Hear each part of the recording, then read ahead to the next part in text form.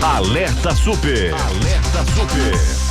Recebemos a doutora em Direito e professora Fabiana de Menezes Soares. Vamos conversar com ela sobre o Código de Defesa do Usuário de Serviços Públicos.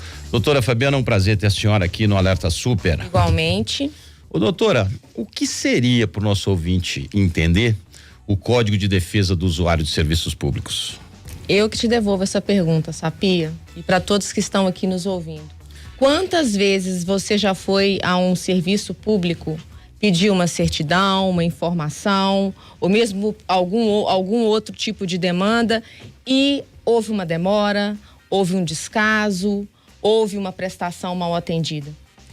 O código vem para solucionar e propiciar um empoderamento do cidadão nessa questão, ou seja, a qualidade do serviço público. Qualidade do serviço público. Porque a gente vê hoje em vários órgãos públicos aquela plaquinha, xingar, ofender o funcionário público, não sei o quê, pena de prisão, tarará, meio que uma ameaça para que você não tenha os seus direitos ali na hora. Mas ao mesmo tempo eu não vejo o contrário, né? Muitas vezes o que acontece é que não todos os servidores públicos, mas grande parte estuda muito para fazer o concurso ou entrar no serviço. Mesmo que ele seja, um contratado, ou seja, tenha entrado, como cargo de confiança, mas passada essa etapa, parece que ele se esquece que a prefeitura, o município ou o estado, essas figuras vão ganhar densidade, vão aparecer para o cidadão comum através do serviço dele, da prestação do serviço dele. E é nesse espaço, ou seja, entre a imagem que você tem de um município, de uma Câmara Municipal, de um órgão estadual, é que o código entra. Porque ele responsabiliza o servidor por não atender devidamente o cidadão. E a cidadão e empresas, obviamente. Mas muitas vezes acontece o seguinte: como nós, cidadãos, somos dependentes do serviço público de alguma forma ou de outra, seja no atendimento médico hospitalar, no atendimento policial, no atendimento de uma demanda de algum documento que você necessite em algum órgão público e tal, isso num meio que não retrai o cidadão com medo de depois ser penalizado lá na frente? O código, ele prevê algumas estruturas, um alargamento das competências das ouvidorias que devem acontecer. Sim. O serviço de atendimento ao cidadão já é obrigatório desde a Lei de Acesso à Informação. Tudo aquilo que está obrigatório em virtude de lei passa a integrar o rol de deveres do cidadão. Ou seja, o cidadão, seja ele estatutário, seja ele seletista, ou seja ele um servidor regido pelo estatuto, ou seja ele regido pelas normas da CLT, tudo aquilo que estiver escrito numa lei como dever passa a integrar também o seu rol de deveres. Então, na medida em que a lei prevê um aumento das competências da ouvidoria, um aumento nas competências do serviço de atendimento ao cidadão, que já estava previsto lá na Lei de Acesso à Informação. Fala da criação de um conselho de usuários. E mais, cria a obrigação para os órgãos a avaliarem os próprios serviços. Essa situação ganha um novo patamar. Ou seja, a possibilidade real dessas pessoas não só serem responsabilizadas, porque todas as vezes que a lei dá um direito para alguém, ela cria um dever. Então, todos os direitos que foram concedidos aqui, depois eu queria falar um pouco sobre cada um, eles reverberam nos deveres da administração pública. Então, é preciso que esses órgãos se conformem, porque aquela autoridade que não se conformar, ela vai responder. Existe agora um documento obrigatório chamado Carta de Serviços. E essa carta de serviços precisa conter todo o serviço prestado por um determinado órgão, inclusive quanto ao prazo para satisfação daqueles serviços que ele propicia.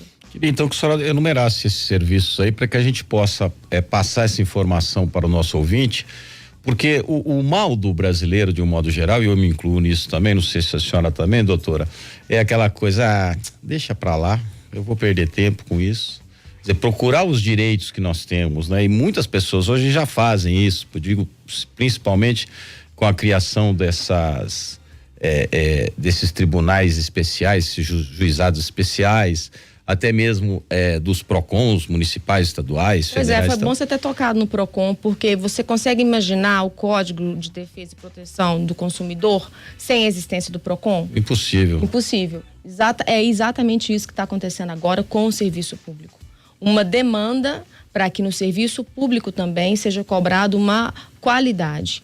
E isso é muito bom, porque grande parte do custo Brasil e grande parte das demandas que nós temos, até no que diz respeito à abertura de empresa ou à satisfação dos direitos fundamentais mais básicos, vem exatamente porque falta esse cuidado, esse zelo. Hoje pela manhã, eu fazendo o Super N junto com a Thalita Maria, entrevistamos no Café com Política o deputado estadual João Leite. Ele criou uma lei que foi aprovada agora, aonde todos os contratos, né, públicos sejam auditados durante o contrato, porque eles deixam tudo para o final. Quando chega no final, o dinheiro já foi embora, já se perdeu. Inclusive, nós citamos aqui hoje na nossa conversa uma matéria que nós demos a semana passada de uma quantidade de remédios que foram encontrados na Secretaria de Saúde, vencidos já há mais de 2 anos.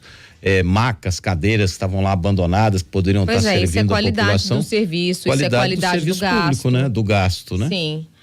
Ou seja, essa percepção que ele teve, né, em relação à questão da qualidade do serviço, e que está agora numa lei, ela dialoga muito com esse Sim. novo marco regulatório. Sim. Porque não há como você falar em desburocratizar, simplificar, sem tocar na questão do serviço público. E essa é uma demanda, considerando principalmente que nós temos eleições no ano que vem, que faz todo sentido.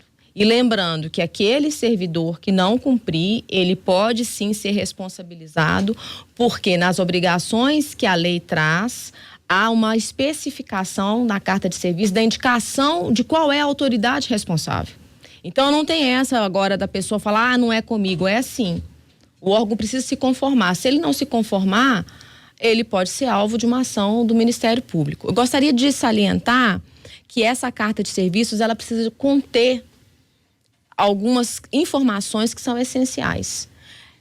Todos os serviços oferecidos, a lista dos requisitos, documentos, formas e informações necessárias para acessar o serviço, todas as etapas para o processamento do serviço, a previsão do prazo máximo para prestação de serviço, quantas e quantas vezes a pessoa tem uma demanda e ela não tem prazo para o serviço público. O prazo existe para nós. Sim. Para o cidadão sempre há prazo. Para o cidadão, para a empresa, para o serviço público é já mais complicado. Forma da prestação do serviço, locais e formas para o usuário apresentar eventual manifestação sobre a prestação do serviço.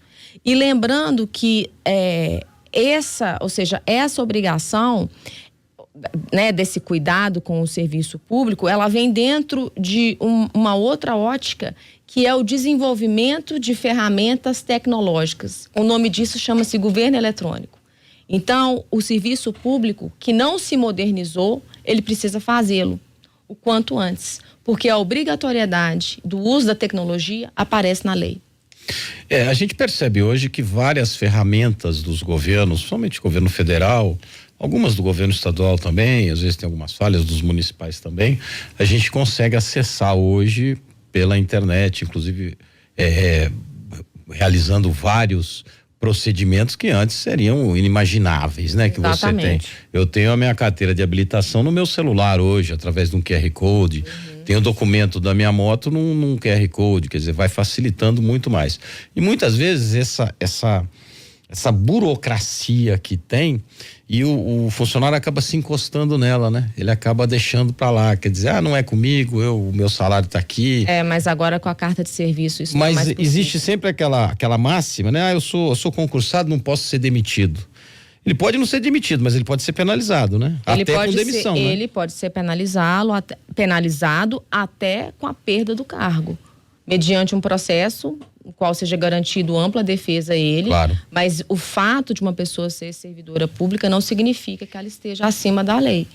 Ela precisa se conformar. Porque existem 2 tipos, lógico, tem os bons trabalhadores, não estou generalizando, viu, gente? Mas tem um que se encosta no cargo em função de ser concursado. Sim. E tem um outro que se encosta no cargo em função do padrinho político dele quando ele foi nomeado para um cargo em comissão. né? Que você quer conhecer o ser mas humano. todos esses, eles são atingidos pela lei. Quer conhecer o ser humano, dê poder a ele, né? Eu tenho um amigo meu que foi chefe de um negócio aí que, pelo amor de Deus, ele andava com a maquininha de multa multando os outros. Não pode desse jeito, entendeu? Não é dessa forma que a banda toca. Tem que respeitar o direito do cidadão. E como é que a gente vai poder fazer, doutora, para denunciar isso? Aonde vai ser feito? Vai ter já a senhora falou desse conselho de usuários, né, que estão sendo criados. Eu fui até convidado outro dia por e-mail para ser usuário, participar de um conselho de usuário de telefonia. Acho que é de tanto que eu reclamo para isso, eles me convidaram, então eu até me inscrevi.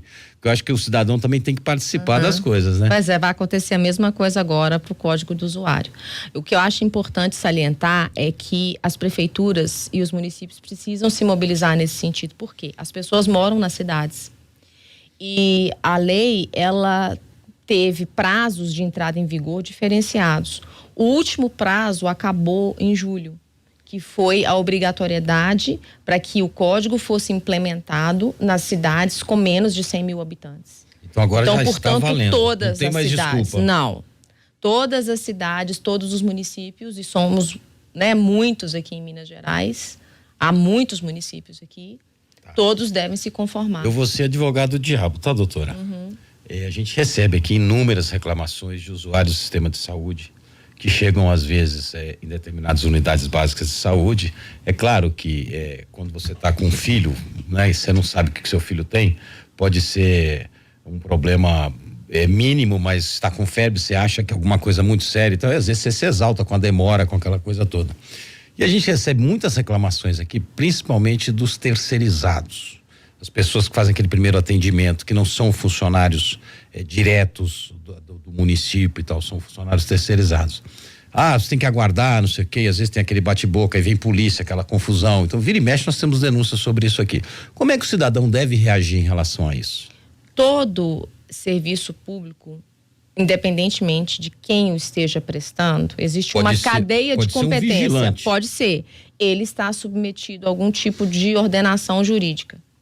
Isso faz com que alguma autoridade tenha autorizado o seu contrato, a sua contratação, enfim, seja o responsável por aquele setor. Que vá ao secretário de saúde do município, ou até o prefeito. Então todas essas pessoas, elas estão nessa situação.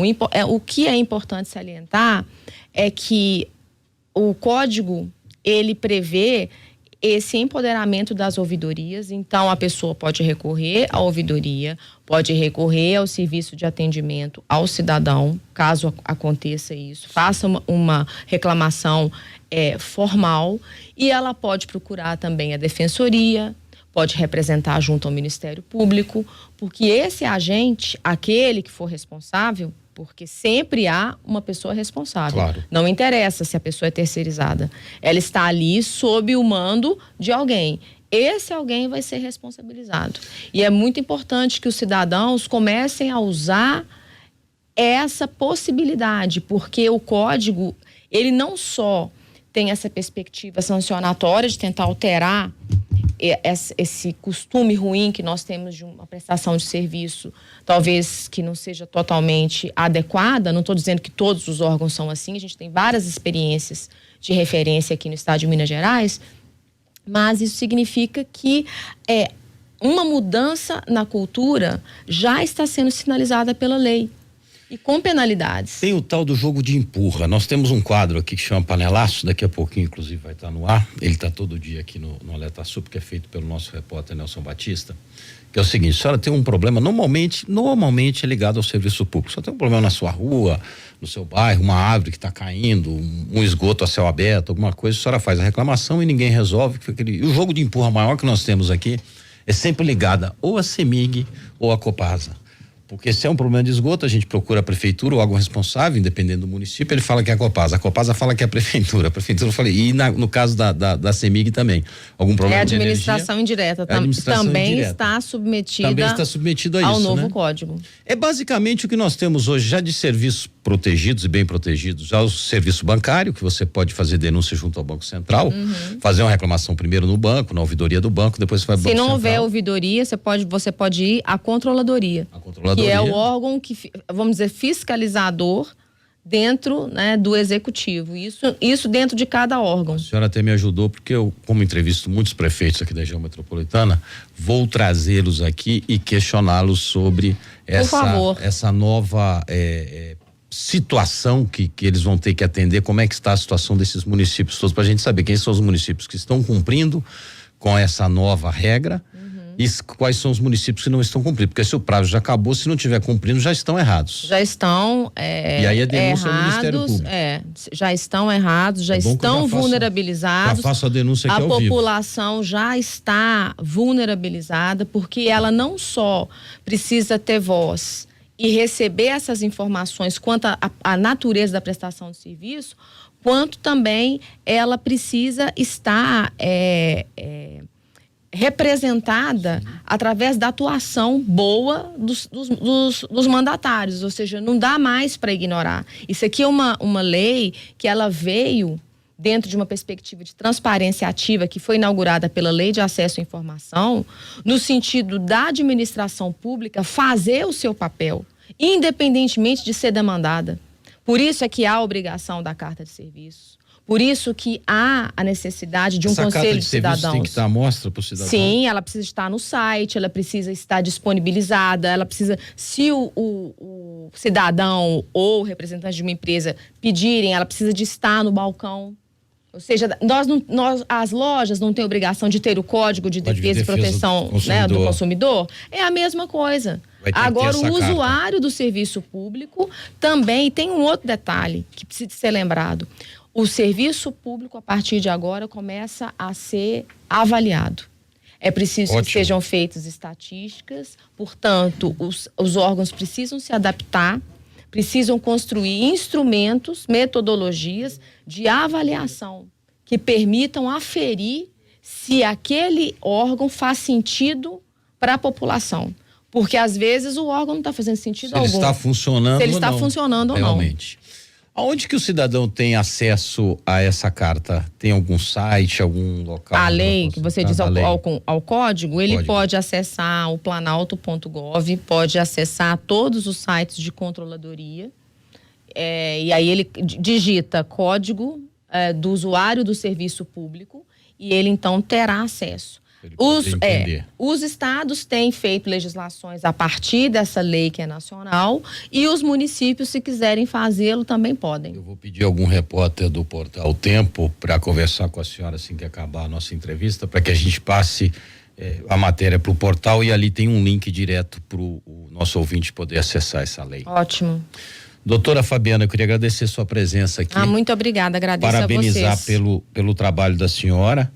E já ficar o convite aqui para que a senhora volte outras vezes. Muito interessante o seu diálogo com o nosso ouvinte. Muito obrigada. É assim que o nosso país muda, através da atitude do cidadão que sabe dos seus direitos. E só para lembrar que, na medida em que nós temos nas nossas repartições um aviso para que o cidadão ele fique calmo, ele se contenha, deveria haver também a lista dos deveres que a administração pública e o servidor precisa cumprir. Um deles é a urbanidade. Com certeza.